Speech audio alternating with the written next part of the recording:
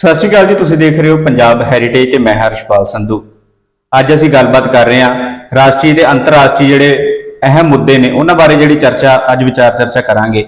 साडे नाल ने डॉक्टर सतनाम सिंह संधू। सब तो पहले इन्हां दा स्वागत करते हैं। डॉक्टर साहब बहुत बहुत स्वागत जी। हाँ, धन्यवाद हर्षपाल जी। डॉक्टर साहब, भारत के प्रधानमंत्री नरेंद्र मोदी ने इंग्लैंड के जिहड़े प्रधानमंत्री ने ऋषि सुनक उन्हां नाल टैलीफोन ते गलबात कीती है जी। तुसीं इहनूं किवें देखदे हो जी? देखो, पिछले दिनों के विच एक घटनाक्रम बहुत सारी चर्चा का विषय बनया रहा। भारत के विदेश मंत्री ने उस विशेष घटना नूं जिस दे विच जिहड़ी अंबैसी है हिंदुस्तान की इंग्लैंड दे विच उत्थे खालिस्तानी झंडा लहराउण की गल कीती सी, तां उस नूं भारत सरकार ने काफ़ी सीरीयसली लिया। ते जिहड़े साडे विदेश मंत्री है उन्होंने ये भी कहा कि हुण असीं भारत ते इस किस्म के जिहड़े हालात है नहीं बन देवांगे कि कोई अपनी मर्जी नाल साडे सफारतखाने ते झंडा लहराउण की कोशिश करे। इस नूं सरकार ने काफ़ी सीरीयसली लिया है ते इस नूं लैके उन्होंने उत्थे अपने प्रो गौरमेंट प्रोटेस्ट भी करवाए है। ते पिछले दिनों के विच इस किस्म की घटना सानूं अमरीका दे विच भी देखण नूं मिली है। जदों भारत के एक महत्वपूर्ण मंत्री जिहड़ी निर्मला सीतारमण अमेरिका दे विच गए सी ते उत्थे सिखां दा एक वफद मिलिया जिन्हां ने कहा कि असीं पूर्ण तौर ते भारत दे नाल हैं ते असीं वखवादी ताकतां जिहड़ियां उन्हां दी हमायत जां सपोर्ट नहीं करदे।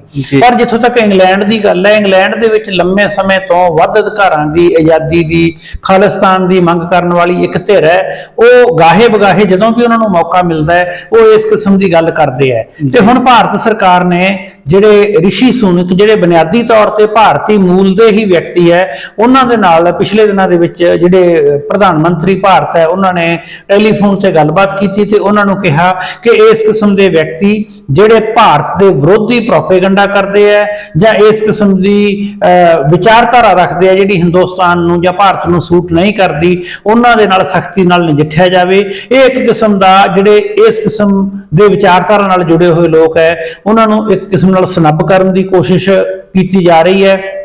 असी जानते हैं कि लगातार जिहड़े अमेरिका दे विचों जां होर बाहरले देशों के विचों इहो जिहियां कोशिशां हुंदियां रहिंदियां।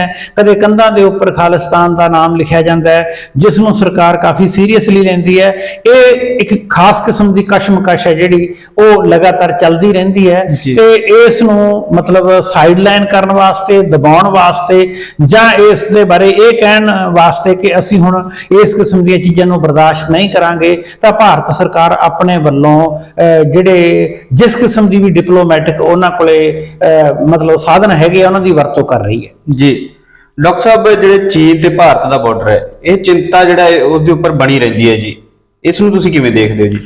देखो, चीन ते भारत का जिहड़ा बॉर्डर है यह बहुत समस्या वाला बॉर्डर है। इस दे विच बहुता इलाका वो पै जांदा है जिहड़ा पहाड़ी एरिए दे विचों होके गुजरदा है। पहाड़ी एरिए दे विचों गुजरन करके इहदी ना तां कोई पक्की डिमार्केशन है, ना ही कई बार ये पता लगदा है कि कित्थे हद खत्म हुंदी है भारत दे बॉर्डर दी ते कित्थों चीन दे बॉर्डर दी शुरू हुंदी है।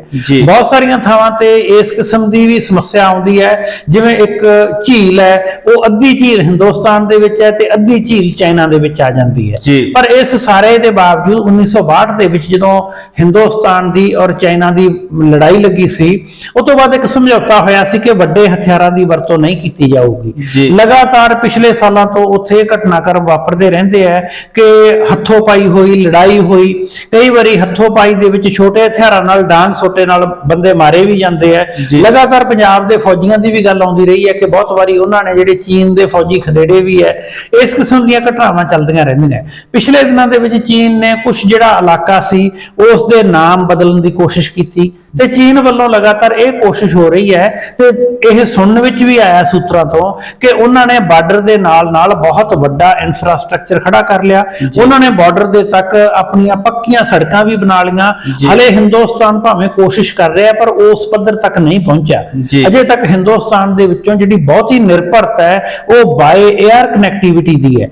पिछले दिनों के विच बहुत सारियां टनल बनाईयां गईयां, रेल लिंक अगे तक ले जाने की कोशिश की गई।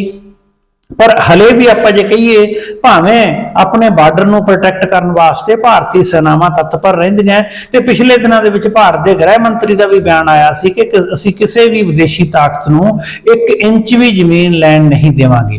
ਇਸ ਕਰਕੇ ਮੈਨੂੰ ਇਹ ਲੱਗਦਾ ਹੈ ਕਿ ਡਿਮਾਰਕੇਸ਼ਨ ਨਾ ਹੋਣ ਕਰਕੇ ਜਾਂ ਇੱਕ ਚਾਈਨਾ ਦੀ ਪਾਲਿਸੀ ਇਸ ਕਿਸਮ ਦੀ ਆ, ਉਹਨਾਂ ਬਾਰੇ ਇਹ ਮੰਨਿਆ ਜਾਂਦਾ ਹੈ ਕਿ ਉਹ ਇੱਕੋ ਵਾਰੀ ਬਹੁਤ ਸਾਰੀ ਜ਼ਮੀਨ ਨਹੀਂ ਰੋਕਦੇ, ਉਹ ਫੁੱਟ ਕਰਕੇ ਲਗਾਤਾਰ ਅੱਗੇ ਵਧਦੇ ਰਹਿੰਦੇ ਆ, ਤੇ ਹੌਲੀ ਹੌਲੀ ਉਹਨਾਂ ਦੀ ਨਿਰੰਤਰ ਕੋਸ਼ਿਸ਼ ਇਹ ਹੁੰਦੀ ਹੈ ਕਿ ਅਸੀਂ ਦੂਸਰੇ ਮੁਲਕ ਦੇ ਜਿਹੜੇ ਵੱਧ ਤੋਂ ਵੱਧ ਰਿਸੋਰਸ ਹੈ ਉਹ ਹਥਿਆ ਲਈਏ, ਕਿਉਂਕਿ ਜਦੋਂ 62 ਦੀ ਵਾਰ ਦੇ ਵਿੱਚ ਜੋ ਇਲਾਕਾ ਚਾਈਨਾ ਕੋਲ ਚਲਿਆ ਗਿਆ ਸੀ ਉਹ ਹਲੇ ਵੀ ਉਹਨਾਂ ਕੋਲ ਹੈ, ਉਹ ਵਾਪਸ ਨਹੀਂ ਹੋਇਆ। ਪਰ ਹੁਣ ਅੰਤਰਰਾਸ਼ਟਰੀ ਹਾਲਾਤ ਹੈ ਜਿਹੜੇ ਉਹ ਬਦਲੇ ਹੋਏ ਹੈ, ਚੀਨ ਨੂੰ ਵੀ ਭਾਰਤ ਦੀ ਕਾਫੀ ਜ਼ਿਆਦਾ ਲੋੜ ਹੈ। ਉਹ ਇਸ ਕਰਕੇ ਲੋੜ ਹੈ ਕਿ ਬਹੁਤ ਸਾਰਾ ਚੀਨ ਦਾ ਸਮਾਨ ਹੈ ਜਿਹੜਾ ਉਹਦੇ ਲਈ ਭਾਰਤ ਦੇ ਵਿੱਚ ਪਾਪੂਲੇਸ਼ਨ ਜ਼ਿਆਦਾ ਹੋਣ ਕਰਕੇ ਭਾਰਤ ਚੀਨ ਲਈ ਇੱਕ ਵੱਡੀ ਮੰਡੀ ਦਾ ਕੰਮ ਵੀ ਕਰ ਰਿਹਾ ਹੈ। ਤੇ ਦੂਸਰੇ ਪਾਸੇ ਅੰਤਰਰਾਸ਼ਟਰੀ ਹਾਲਾਤ ਵੀ ਅੱਜ ਕੱਲ੍ਹ ਇਸ ਕਿਸਮ ਦੇ ਹੈ। ਰੂਸ ਤੇ ਯੂਕਰੇਨ ਦੀ ਲੜਾਈ ਤੋਂ ਬਾਅਦ ਚਾਹੇ ਅਣਚਾਹੇ ਜਿਹੜਾ ਸਾਰਾ ਮੁਲਕ ਹੈ ਸਾਡੇ, ਉਹ ਦੋ ਖੇਮਿਆਂ ਦੇ ਵਿੱਚ ਵੰਡੇ ਗਏ।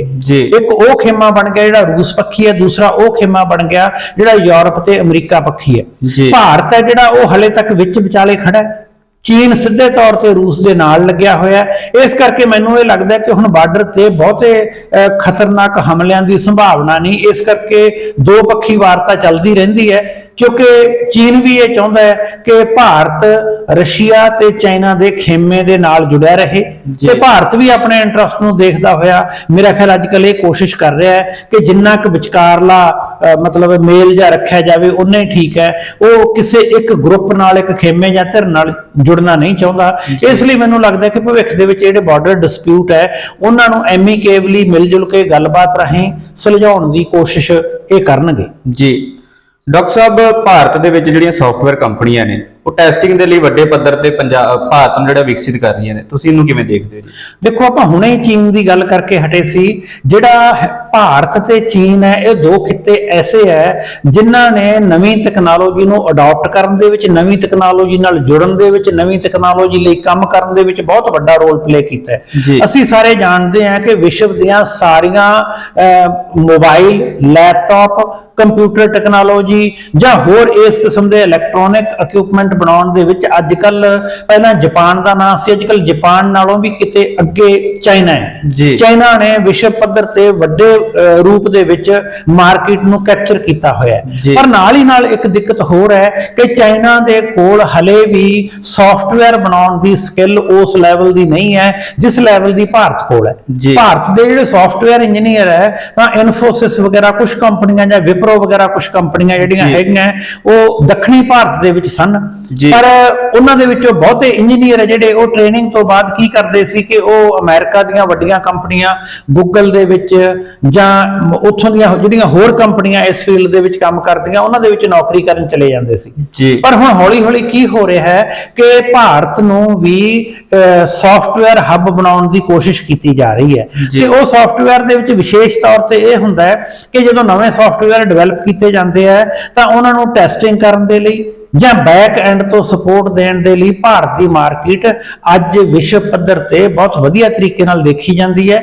ਇਸ ਕਰਕੇ ਮੰਨਿਆ ਜਾਂਦਾ ਹੈ ਕਿ ਜਿੰਨੀ ਵਿਸ਼ਵ ਪੱਧਰ ਤੇ ਸੌਫਟਵੇਅਰ ਦੀ ਟੈਸਟਿੰਗ ਹੁੰਦੀ ਹੈ ਉਹਦੇ ਚੋਂ 70% ਟੈਸਟਿੰਗ ਹੈ ਜਿਹੜੀ ਉਹ ਇਕੱਲੇ ਭਾਰਤ ਦੇ ਵਿੱਚ ਹੁੰਦੀ ਹੈ। ਇਹ ਭਾਰਤ ਲਈ ਸ਼ੁਭ ਸਗਨ ਹੈ।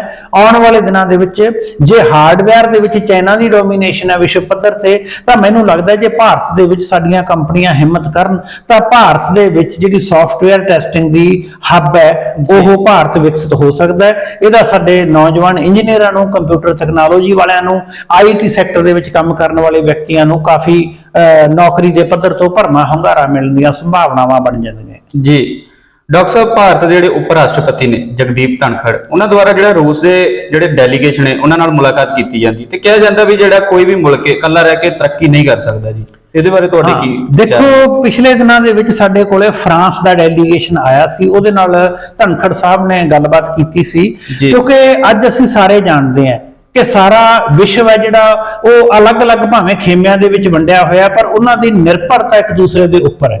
ਉਦਾਹਰਨ ਵਜੋਂ ਜੇ ਭਾਰਤ ਨੂੰ ਤੇਲ ਚਾਹੀਦਾ ਤਾਂ ਉਹ ਗਲਫ ਦੇ ਮੁਲਕਾਂ ਤੋਂ ਉਹਨਾਂ ਨੂੰ ਲੈਣਾ ਪੈਂਦਾ ਹੈ। ਗਲਫ ਦੇ ਮੁਲਕਾਂ ਨੂੰ ਸਬਜ਼ੀਆਂ, ਮੀਟ, ਦਾਲਾਂ, ਅਨਾਜ ਚਾਹੀਦਾ ਹੈ, ਫਲ ਫਰੂਟ ਚਾਹੀਦੇ ਹੈ, ਉਹ ਭਾਰਤ ਦੇ ਵਿੱਚੋਂ ਲੈ ਕੇ ਜਾਂਦੇ ਆ। ਇਹਦਾ ਮਤਲਬ ਆਤਮ ਤੇ ਇੰਟਰਡਿਪੈਂਡੈਂਟ ਹੋ ਗਈ। ਇਸੇ ਤਰੀਕੇ ਨਾਲ ਪਿਛਲੇ ਦਿਨਾਂ ਦੇ ਵਿੱਚ ਤੁਸੀਂ ਦੇਖਿਆ ਹੋਣਾ ਹੈ ਕਿ ਭਾਰਤ ਨੇ ਯੂਰਪ ਦੇ ਮੁਲਕਾਂ ਤੋਂ ਐਡਵਾਂਸ ਟੈਕਨੋਲੋਜੀ ਵਾਲੇ ਹਵਾਈ ਜਹਾਜ਼ ਖਰੀਦੇ, ਮਿਜ਼ਾਈਲ ਟੈਕਨੋਲੋਜੀ ਖਰੀਦੀ। ਯੂਰਪ ਦੇ ਬਹੁਤ ਸਾਰੇ ਮੁਲਕ ਹਿੰਦੁਸਤਾਨ ਦੀ ਸਸਤੀ ਜਿਹੜੀ ਰਾਕਟ ਟੈਕਨੋਲੋਜੀ ਹੈ ਇਸਰੋ ਦੇ ਵਿੱਚ ਉਸ ਦੀ ਸਹਾਇਤਾ ਲੈ ਕੇ ਆਪਣੇ ਉਪਗ੍ਰਹਿ ਛੱਡਣ ਵਾਸਤੇ ਭਾਰਤੀ ਜਿਹੜੇ ਸੰਸਾਧਨ ਹੈ ਉਹਨਾਂ ਦੀ ਵਰਤੋਂ ਕਰਦੇ ਆ। ਇਸੇ ਤਰ੍ਹਾਂ ਹੀ ਸਾਡੇ ਕੋਲੇ ਟਾਟਾ ਵਾਲਿਆਂ ਦੀ ਕੰਪਨੀ ਹੈ ਜਿਹੜੀ, ਜਾਂ ਹੋਰ ਬਹੁਤ ਸਾਰੀਆਂ ਕੰਪਨੀਆਂ ਹੈ ਜਿਹੜੀ ਟਿਊਬ ਟ੍ਰੇਨ ਇੰਗਲੈਂਡ ਦੀ ਵੱਜਦੀ ਹੈ, ਉਹਦਾ ਆਫਸ਼ੋਰ ਕੰਮ ਹੈ, ਜਿਹੜਾ ਐਡੀਟਿੰਗ ਦਾ ਕੰਮ ਹੈ ਉਹ ਹਿੰਦੁਸਤਾਨ ਦੇ ਵਿੱਚ। ਆਪਾਂ ਪਹਿਲਾਂ ਗੱਲ ਕਰੀਏ ਕਿ ਅੱਜਕੱਲ ਟੈਸਟਿੰਗ ਦਾ ਕੰਮ ਵੀ ਹੋ ਰਿਹਾ ਹੈ, ਬਹੁਤ ਸਾਰੀ ਰਿਸਰਚ ਦਾ ਕੰਮ ਇੱਥੇ ਹੋ ਰਿਹਾ ਹੈ। ਕਹਿਣ ਤੋਂ ਮਤਲਬ ਇਹ ਹੈ ਕਿ ਅਸੀਂ ਜੇ ਪੰਜਾਬ ਦੇ ਵਿੱਚ ਬੈਠ ਕੇ ਗੱਲ ਕਰੀਏ ਤਾਂ ਘੱਟੋ ਘੱਟ 5 ਵੱਡੇ ਮੁਲਕਾਂ ਦੇ ਵਿੱਚ ਪੰਜਾਬੀ ਵਿਅਕਤੀ ਲੇਬਰ ਦੇ ਤੌਰ ਤੇ, ਇੰਜੀਨੀਅਰ ਦੇ ਤੌਰ ਤੇ, ਡਾਕਟਰ ਦੇ ਤੌਰ ਤੇ, ਟੈਕਨੋਕ੍ਰੇਟ ਦੇ ਤੌਰ ਤੇ ਵੀ ਜਾ ਰਹੇ ਹੈ। ਬਹੁਤ ਸਾਰੇ ਥਾਵਾਂ ਤੇ ਜਾ ਕੇ ਉਹ ਵੈਲ ਐਸਟੈਬਲਿਸ਼ ਵੀ ਹੋ ਰਹੇ ਹੈ ਤੇ ਉੱਥੋਂ ਵੀ ਬਹੁਤ ਸਾਰੇ ਵਿਅਕਤੀ ਟੈਕਨੀਕਲ ਸਪੋਰਟ ਦੇਣ ਲਈ ਭਾਰਤ ਦੇ ਵਿੱਚ ਵੀ ਆ ਰਹੇ ਹੈ।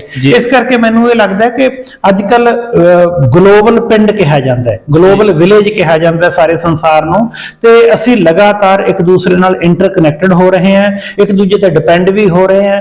ਹਿੰਦੁਸਤਾਨ ਨੂੰ ਵੀ ਬਾਕੀ ਮੁਲਕਾਂ ਤੋਂ ਬਹੁਤ ਸਾਰੀਆਂ ਚੀਜ਼ਾਂ ਦੀ ਜ਼ਰੂਰਤ ਹੈ, ਇਸੇ ਤਰੀਕੇ ਨਾਲ ਬਾਕੀ ਮੁਲਕਾਂ ਨੂੰ ਵੀ ਸਾਡੇ ਕੋਲ ਜਿਹੜੇ ਰਿਸੋਰਸਸ ਹੈ ਉਹਨਾਂ ਦੀ ਜ਼ਰੂਰਤ ਹੈ। ਇਸ ਲਈ ਮੈਨੂੰ ਇਹ ਲੱਗਦਾ ਹੈ ਕਿ ਅੱਜ ਕੱਲ ਯੂਰਪ ਦੇ ਮੁਲਕਾਂ ਦੇ ਵਿੱਚ ਭਾਰਤ ਦਾ ਅਕਸ ਹੈ ਜਿਹੜਾ ਉਹ ਸੁਧਰਿਆ, ਪਹਿਲਾਂ ਵਾਂਗੂ ਨਹੀਂ ਹੈ ਕਿ ਹਿੰਦੁਸਤਾਨ ਨੂੰ ਉਹ ਅਨਪੜ੍ਹਾਂ ਦਾ ਜਾਂ ਜਾਹਲ ਮੁਲਕ ਕਹਿੰਦੇ ਹੋਣ।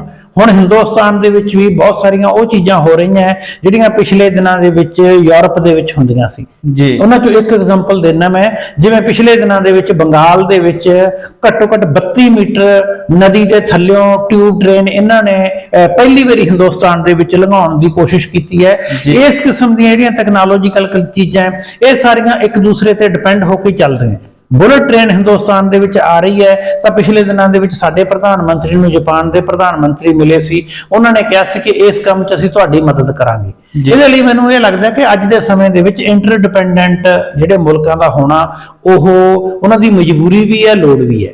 ਡਾਕਟਰ ਸਾਹਿਬ, ਰਾਜਸਥਾਨ ਦੀ ਕਾਂਗਰਸ ਵਿੱਚ ਅੰਦਰੂਨੀ ਜਿਹੜਾ ਘਮਾਸਾਨ ਪੈਦਾ ਹੋ ਗਿਆ ਜੀ। ਜਿਹੜੇ ਕਾਂਗਰਸ ਦੇ ਰਾਜਸਥਾਨ ਦੇ ਵਿੱਚ ਇੰਚਾਰਜ ਨੇ ਜੀ ਸੁਖਵਿੰਦਰ ਸਿੰਘ ਰੰਧਾਵਾ, ਉਹਨਾਂ ਵੱਲੋਂ ਜਿਹੜਾ ਕਿ ਰਾਜੇਸ਼ ਪਾਇਲਟ ਦੀ ਬਗਾਵਤੀ ਸੁਰਾਂ ਬਾਰੇ ਜਿਹੜੇ ਰਾਹੁਲ ਗਾਂਧੀ ਨੂੰ ਜਾ ਕੇ ਕੰਪਲੇਂਟ ਕੀਤੀ ਗਈ ਜੀ, ਤੁਸੀਂ ਇਹਨੂੰ ਕਿਵੇਂ ਦੇਖਦੇ ਹੋ ਜੀ? ਦੇਖੋ, ਕਾਂਗਰਸ ਪਾਰਟੀ ਹੈ ਜਿਹੜੀ ਇਹ ਨੈਸ਼ਨਲ ਪਾਰਟੀ ਹੈ ਤੇ ਇਸ ਦੀ ਸਾਰੀ ਜਿਹੜੀ ਆਪਾਂ ਇਹ ਕਹੀਏ ਕਾਰਵਾਈ ਹੈ ਜਾਂ ਇਸ ਦੀ ਤਾਕਤ ਹੈ ਉਹ ਰਾਹੁਲ ਗਾਂਧੀ, ਇੰਦਰਾ ਗਾਂਧੀ ਜਾਂ ਆਪਾਂ ਇਹ ਕਹੀਏ ਕਿ ਗਾਂਧੀ ਪਰਿਵਾਰ ਤੋਂ ਹੀ ਚੱਲਦੀ ਹੈ ਜੀ। ਪਰ ਨਾਲ ਹੀ ਨਾਲ ਇਹ ਵੀ ਹੈ ਕਿ ਕਾਂਗਰਸ ਦੇ ਵਿੱਚ ਵੱਡੇ ਪੱਧਰ ਤੇ ਸਾਰੇ ਸੂਬਿਆਂ ਦੇ ਵਿੱਚ ਦੋ ਧਿਰਾਂ ਬਣੀਆਂ ਹੋਈਆਂ। ਇੱਕ ਧਿਰ ਕਾਂਗਰਸ ਦੇ ਵਿੱਚ ਉਹ ਹੈ ਜਿਹਨੂੰ ਅਸੀਂ ਸੀਨੀਅਰ ਲੀਡਰਸ਼ਿਪ ਕਹਿੰਦੇ ਆ, ਇੱਕ ਧਿਰ ਉਹ ਹੈ ਜਿਹੜੀ ਨਵੀਂ ਲੀਡਰਸ਼ਿਪ ਹੈ। ਸੀਨੀਅਰ ਲੀਡਰਸ਼ਿਪ ਬਹੁਤੀ ਉਹ ਹੈ ਜਿਹੜੀ ਇੰਦਰਾ ਗਾਂਧੀ ਦੇ ਸਮੇਂ ਤੋਂ, ਰਾਜੀਵ ਗਾਂਧੀ ਦੇ ਸਮੇਂ ਤੋਂ ਚੱਲੀ ਆ ਰਹੀ ਸੀ। ਕੁਝ ਨੌਜਵਾਨ ਉਹ ਹੈ ਜਿਨ੍ਹਾਂ ਦੇ ਵਿੱਚ ਰਾਜਸਥਾਨ ਦਾ ਨੌਜਵਾਨ ਨੇਤਾ ਰਾਜੇਸ਼ ਪਾਇਲਟ ਹੈ ਜੀ। ਜਿਹੜਾ ਸਚਿਨ ਪਾਇਲਟ ਹੈ, ਰਾਜੇਸ਼ ਪਾਇਲਟ ਹੈ, ਇਹ ਦੋਨੋਂ ਜਿਹੜੇ ਸੀਗੇ ਕਾਂਗਰਸ ਦੇ ਨਾਲ ਜੁੜੇ ਹੋਏ ਵਿਅਕਤੀ ਸੀ। ਇਹਨਾਂ ਵਿਅਕਤੀਆਂ ਨੇ ਕਾਂਗਰਸ ਦੇ ਨਾਲ ਆਪਣੀ ਸ਼ੁਰੂ ਤੋਂ ਲੈ ਕੇ ਵਿਸ਼ਵਾਸਯੋਗਤਾ ਬਣਾਈ ਰੱਖੀ ਹੈ। ਪਰ ਹੁਣ ਰਾਜਸਥਾਨ ਦੇ ਵਿੱਚ ਕੀ ਹੋ ਰਿਹਾ ਕਿ ਦੋ ਖੇਮੇ ਬਣ ਗਏ। ਜਦੋਂ ਪਿਛਲੇ ਵਾਰੀ ਇਲੈਕਸ਼ਨ ਹੋਈ ਸੀ ਉਸ ਸਮੇਂ ਵੀ ਇਸ ਕਿਸਮ ਦੀ ਦਿੱਕਤ ਆਈ ਸੀ ਕਿ ਜਿਹੜਾ ਰਾਜੇਸ਼ ਪਾਇਲਟ ਹੈ ਉਹ ਕਹਿ ਰਿਹਾ ਸੀ ਵੀ ਮੁੱਖ ਮੰਤਰੀ ਮੈਨੂੰ ਬਣਾਇਆ ਜਾਵੇ, ਤੇ ਜਿਹੜੇ ਉੱਥੋਂ ਦੇ ਵਰਤਮਾਨ ਮੁੱਖ ਮੰਤਰੀ ਹੈ ਉਹ ਕਹਿ ਰਹੇ ਸੀ ਕਿ ਮੁੱਖ ਮੰਤਰੀ ਮੈਂ ਬਣਨਾ। ਦੋਨਾਂ ਨੇ ਆਪਣੇ ਆਪਣੇ ਤਰੀਕੇ ਨਾਲ ਤਾਕਤ ਦਾ ਪ੍ਰਦਰਸ਼ਨ ਕੀਤਾ ਸੀ ਤੇ ਉਹ ਬਗਾਵਤੀ ਸੁਰਾਂ ਨੂੰ ਕਿਸੇ ਨਾ ਕਿਸੇ ਪੱਧਰ ਤੇ ਦਬਾਅ ਵੀ ਦਿੱਤਾ ਗਿਆ ਸੀ। ਇੱਕ ਸਮੇਂ ਇਹ ਵੀ ਚਰਚਾ ਛਿੜੀ ਜਦੋਂ ਸਿੰਧੀਆ ਜਿਹੜਾ ਉਹ ਰਾਹੁਲ ਗਾਂਧੀ ਦੇ ਖੇਮੇ ਦਾ ਵਿਅਕਤੀ ਸੀ, ਉਹ ਛੱਡ ਕੇ ਬੀਜੇਪੀ ਦੇ ਵਿੱਚ ਚਲਾ ਗਿਆ। ਉਦੋਂ ਇਹ ਵੀ ਕਿਆਸਰਾਈ ਕੀਤੀ ਜਾਂਦੀ ਸੀ ਕਿ ਸ਼ਾਇਦ ਰਾਜੇਸ਼ ਪਾਇਲਟ ਵੀ ਛੱਡ ਕੇ ਨਾ ਚਲਾ ਜਾਵੇ।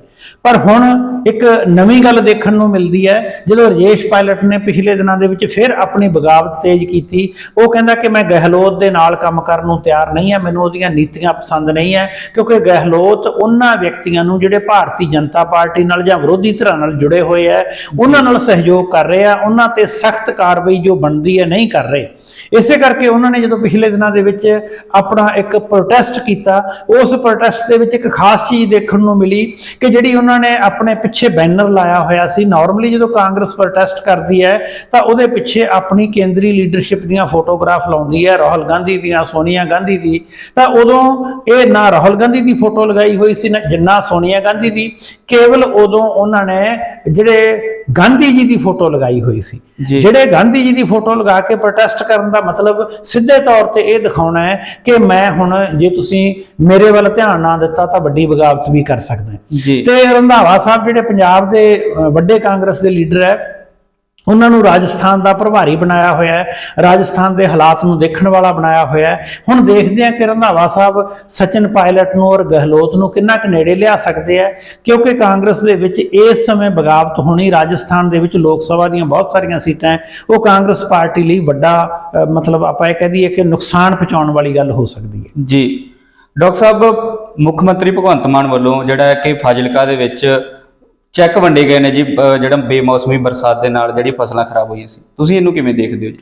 ਦੇਖੋ, ਪਿਛਲੇ ਦਿਨਾਂ ਤੋਂ ਉਹਨਾਂ ਨੇ ਅਨਾਉਂਸ ਕੀਤਾ ਹੋਇਆ ਸੀ ਕਿ ਅਸੀਂ ਵਿਸਾਖੀ ਤੇ ਹਰ ਹਾਲਤ ਦੇ ਵਿੱਚ ਚੈੱਕ ਵੰਡ ਦਿਆਂਗੇ। ਜੀ। 12,000 ਦੇ ਕਰੀਬ ਪੰਜਾਬ ਦੇ ਵਿੱਚ ਪਿੰਡ ਹੈ, ਹਰ ਪਿੰਡ ਦੇ ਵਿੱਚ ਕਾਫੀ ਨੁਕਸਾਨ ਹੋਇਆ ਹੈ। ਉਹ ਨੁਕਸਾਨ ਦੀਆਂ ਉਹਦੀ ਭਰਪਾਈ ਕਰਨ ਵਾਸਤੇ ਸਰਕਾਰ ਨੇ ਵਾਅਦਾ ਕੀਤਾ ਸੀ ਕਿ ਅਸੀਂ ਚੈੱਕ ਦੇਵਾਂਗੇ, ਪਰ ਜਦੋਂ ਇਹ ਦੇਖਣਾ ਹੁੰਦਾ ਕਿ ਕਿੰਨੇ ਪ੍ਰਤੀਸ਼ਤ ਨੁਕਸਾਨ ਹੋਇਆ ਹੈ ਤਾਂ ਉਹਦੇ ਲਈ ਇੱਕ ਤਕਨੀਕੀ ਟਰਮ ਵਰਤਦੇ ਆ, ਪਟਵਾਰੀ ਵੱਲੋਂ ਗਰਦੌਰੀ ਕੀਤੀ ਜਾਂਦੀ ਹੈ। ਗਰਦੌਰੀ ਦੇ ਵਿੱਚ ਇਹ ਦੇਖਿਆ ਜਾਂਦਾ ਹੈ ਕਿ ਫਸਲ ਦਾ ਕਿੰਨਾ ਨੁਕਸਾਨ ਹੋਇਆ, 50% ਹੋਇਆ ਹੈ, 75% ਹੋਇਆ ਹੈ, 100% ਹੋਇਆ ਹੈ, ਕਿੰਨਾ ਨੁਕਸਾਨ ਹੋਇਆ। ਤਾਂ ਸਾਰੀ ਕੋਸ਼ਿਸ਼ ਦੇ ਬਾਵਜੂਦ ਮੈਨੂੰ ਲੱਗਦਾ ਹੈ ਕਿ ਸਾਰੇ ਪੰਜਾਬ ਦੀਆਂ ਗਰਦੌਰੀਆਂ ਅਜੇ ਤੱਕ ਪੂਰਨ ਰੂਪ ਦੇ ਵਿੱਚ ਮੁਕੰਮਲ ਨਹੀਂ ਹੋਈਆਂ। ਪਿਛਲੇ ਦਿਨਾਂ ਦੇ ਵਿੱਚ ਆਮ ਆਦਮੀ ਸਰਕਾਰ ਨੇ ਹਿੰਮਤ ਕਰਕੇ ਕੋਸ਼ਿਸ਼ ਵੀ ਕੀਤੀ ਕਿ ਉਹਨਾਂ ਦੇ ਸਾਰੇ ਜਿਹੜੇ ਵਿਧਾਇਕ ਹੈ ਉਹ ਖੇਤਾਂ ਦੇ ਵਿੱਚ ਜਾ ਕੇ ਇਸ ਕੰਮ ਨੂੰ ਤੇਜ਼ ਕਰਨ। ਡਿਪਟੀ ਕਮਿਸ਼ਨਰਾਂ ਨੂੰ ਕਿਹਾ ਕਿ ਤੁਸੀਂ ਵੀ ਹਰ ਹਾਲਤ ਦੇ ਵਿੱਚ ਸਹਿਯੋਗ ਕਰੋ। ਇੱਕ ਪਾਸੇ ਸਾਡੇ ਕੋਲੇ ਪਟਵਾਰੀਆਂ ਦੀ ਭਰਤੀ ਨਾ ਹੋਣ ਕਰਕੇ ਗਿਣਤੀ ਘੱਟ ਹੈ, ਦੂਸਰੇ ਪਾਸੇ ਸਮਾਂ ਵੀ ਬਹੁਤ ਥੋੜਾ ਸੀ, ਪਰ ਨਾਲ ਦੀ ਨਾਲ ਇਹਨਾਂ ਨੇ ਆਪਣੀ ਕਮਿਟਮੈਂਟ ਪੂਰੀ ਕਰਨ ਦੇ ਲਈ ਇਸ ਕੰਮ ਨੂੰ ਸ਼ੁਰੂ ਕਰਤਾ ਹੈ। ਮੈਨੂੰ ਇਹ ਲੱਗਦਾ ਹੈ ਕਿ ਜੇ ਇਸ ਕੰਮ ਨੂੰ ਠੀਕ ਰੂਪ ਦੇ ਵਿੱਚ ਕਰਨਗੇ, ਭਾਵੇਂ ਕੁਝ ਦਿਨ ਫਾਲਤੂ ਵੀ ਲੱਗ ਜਾਣ, ਪਰ ਵਿਸਾਖੀ ਦੇ ਦਿਨ ਸ਼ੁਰੂ ਕੀਤਾ ਹੈ, ਇਹ ਆਪਣੇ ਆਪ ਦੇ ਵਿੱਚ ਚੰਗੀ ਖਬਰ ਹੈ। ਨਹੀਂ ਤਾਂ ਬਹੁਤ ਵਾਰੀ ਇਹ ਹੁੰਦਾ ਸੀ ਕਿ 1.5-2 ਮਹੀਨਿਆਂ ਤੱਕ ਇਸ ਗੱਲ ਬਾਰੇ ਵਿਚਾਰ ਹੀ ਚੱਲਦੀ ਰਹਿੰਦੀ ਸੀ, ਫਿਰ ਗਰਦੌਰੀਆਂ ਹੁੰਦੀਆਂ ਸੀ, ਫਿਰ ਰਿਪੋਰਟਾਂ ਆਉਂਦੀਆਂ ਸੀ, ਕਿਤੇ ਫਿਰ ਪੈਸੇ ਵੰਡਣ ਦਾ ਕੰਮ ਸ਼ੁਰੂ ਹੁੰਦਾ ਸੀ। ਇਸ ਕਰਕੇ ਵਿਰੋਧੀ ਧਿਰ ਦੇ ਲੀਡਰ ਇਸ ਗੱਲ ਦਾ ਇਲਜ਼ਾਮ ਵੀ ਲਗਾ ਰਹੇ ਹੈ ਕਿ ਇੰਨੀ ਕਾਹਲੀ ਕਰਨ ਦੇ ਪਿੱਛੇ ਜਲੰਧਰ ਦੀਆਂ ਇਲੈਕਸ਼ਨਾਂ ਦੇ ਵਿੱਚ ਆਮ ਆਦਮੀ ਪਾਰਟੀ ਇਸ ਗੱਲ ਤੋਂ ਫਾਇਦਾ ਲੈਣ ਲਈ ਇਹ ਸਾਰਾ ਕੁਝ ਕਰ ਰਹੀ ਹੈ।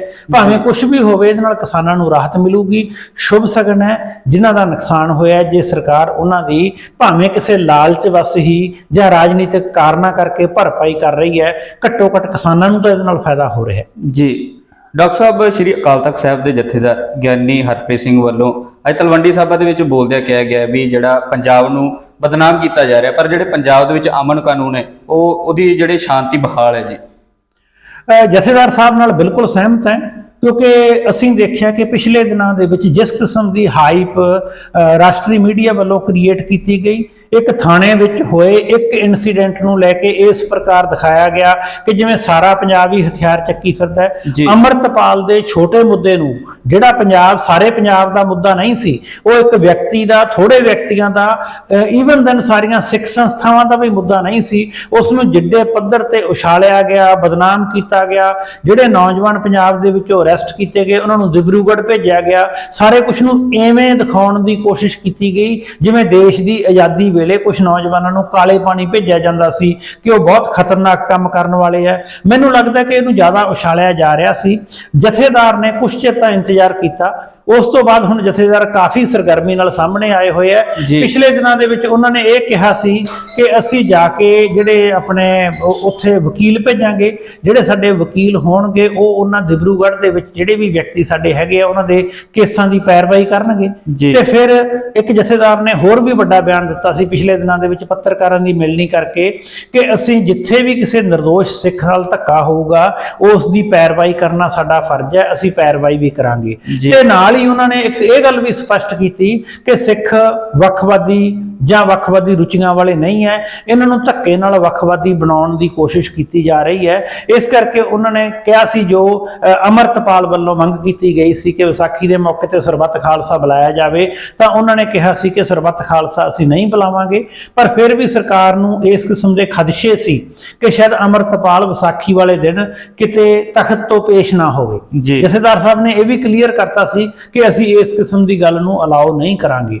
ਪਰ ਨਾਲ ਹੀ ਨਾਲ ਪਿਛਲੇ ਦਿਨਾਂ ਦੇ ਦੇ ਵਿੱਚ ਗੌਰਵ ਯਾਦਵ ਜਿਹੜੇ ਡੀਜੀਪੀ ਪੰਜਾਬ ਹੈ ਉੱਥੇ ਜਾ ਕੇ ਸਿਕਿਉਰਿਟੀ ਦਾ ਜਾਇਜ਼ਾ ਲੈ ਕੇ ਆ ਰਹੇ ਹੈ ਤੇ ਉਹਨਾਂ ਨੂੰ ਜਥੇਦਾਰ ਸਾਹਿਬ ਨੇ ਕਿਹਾ ਕਿ ਇਹ ਸਾਡੇ ਆਉਣ ਵਾਲੀਆਂ ਸੰਗਤਾਂ ਨੂੰ ਭੈ ਭੀਤ ਕਰਨ ਵਾਲੀ ਗੱਲ ਹੈ ਜੀ। ਇਸ ਕਰਕੇ ਮੈਨੂੰ ਇਹ ਲੱਗਦਾ ਹੈ ਕਿਤੇ ਨਾ ਕਿਤੇ ਜਥੇਦਾਰ ਸਾਹਿਬ ਨੂੰ ਸਰਕਾਰ ਤੇ ਇਹ ਰੁੱਸ ਹੈ ਕਿ ਬਿਨਾਂ ਕਾਰਨ ਤੋਂ ਹੀ ਬਹੁਤ ਸਾਰੀਆਂ ਗੱਲਾਂ ਨੂੰ ਵੱਡੇ ਪੱਧਰ ਤੇ ਉਛਾਲਿਆ ਜਾ ਰਿਹਾ ਹੈ ਜਿੱਡੇ ਵੱਡੇ ਪੱਧਰ ਤੇ ਉਹ ਅਸਲ ਦੇ ਵਿੱਚ ਨਹੀਂ ਹੈਗੀਆਂ। ਜੀ। ਇਸ ਲਈ ਜੇ ਸਿੱਖ ਕੌਮ ਦੇ ਵਿੱਚ ਕੋਈ ਵੀ ਇਸ ਕਿਸਮ ਦੀ ਗੱਲ ਹੁੰਦੀ ਹੈ ਤਾਂ ਜਥੇਦਾਰ ਸਾਹਿਬ ਦੀ ਜ਼ਿੰਮੇਵਾਰੀ ਹੈ ਉਹਦਾ ਸੰਗਿਆਨ ਲੈਣ, ਉਹਦੇ ਬਾਰੇ ਬਿਆਨ ਦੇਣ ਤੇ ਇਹ ਉਹਨਾਂ ਨੇ ਠੀਕ ਦ੍ਰਿਸ਼ਟੀ ਤੋਂ ਹੀ ਬਿਆਨ ਦੇਣ ਦੀ ਕੋਸ਼ਿਸ਼ ਕੀਤੀ ਹੈ। ਜੀ। ਮੈਨੂੰ ਲੱਗਦਾ ਹੈ ਕਿ ਉਹ ਇਹਨਾਂ ਦਿਨਾਂ ਦੇ ਵਿੱਚ ਜਿਹੜੀ ਵੀ ਸਰਗਰਮੀ ਕਰ ਰਹੇ ਹੈ ਉਸ ਦੀ ਪੰਜਾਬ ਨੂੰ, ਸਿੱਖਾਂ ਨੂੰ ਤੇ ਸ਼੍ਰੋਮਣੀ ਗੁਰਦੁਆਰਾ ਪ੍ਰਬੰਧਕ ਕਮੇਟੀ ਤੇ ਸ਼੍ਰੀ ਅਕਾਲ ਤਖਤ ਸਾਹਿਬ ਨੂੰ ਬੇਹੱਦ ਜ਼ਰੂਰਤ ਹੈ। ਜੀ ਸੋ ਦਰਸ਼ਕੋ, ਇਹ ਸਨ ਸਾਡੇ ਨਾਲ ਡਾਕਟਰ ਸਤਨਾਮ ਸਿੰਘ ਸੰਧੂ ਜੀ।